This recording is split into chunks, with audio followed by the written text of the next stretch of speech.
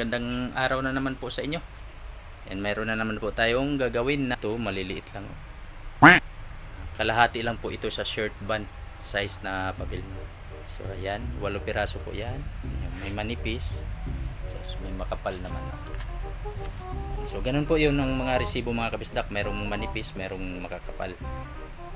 Pero maliliit lang po ito yan. Tapos ito ang 9 na piraso po ito. Shirt band po ang size nito.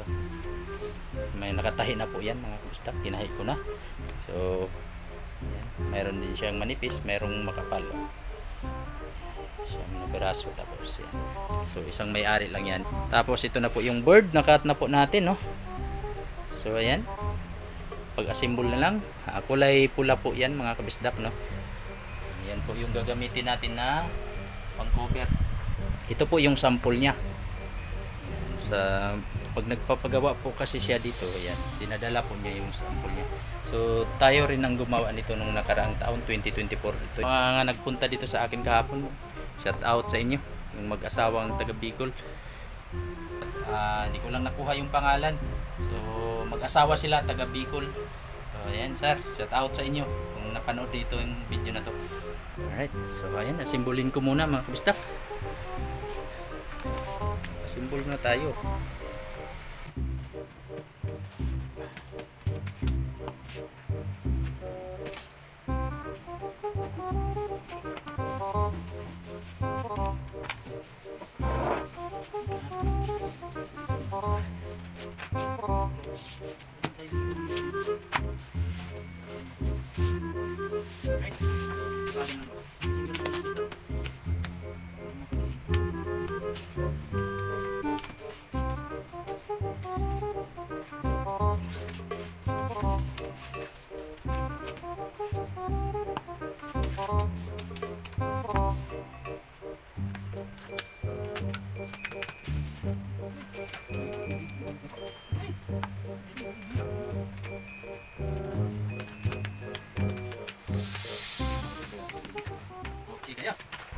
One down, tapos si Garnix. So baka akala nyo mga kapsdak di marunong mag-assemble yan, ha?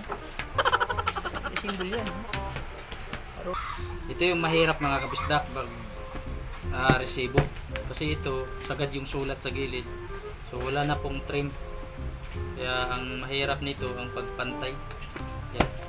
Kailangan mo siyang pantay-pantayin kasi wala siyang cut.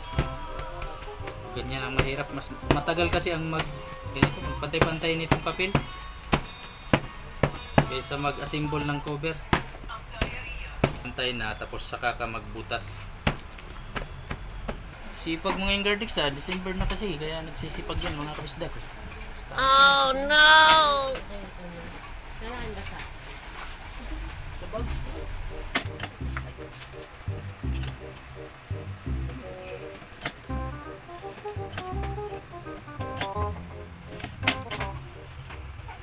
2 hours later. Natapos na po namin itong 17 piraso na kulay pula. So, kabit na po natin yung mga papel nila. Kompleto na po yan. Ito po yung shirt size, tapos ito po yung kalahati sa shirt size.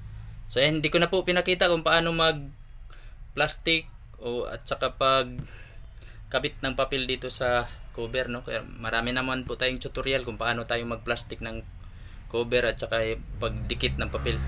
So ayan po mga kabisdak, yan na po.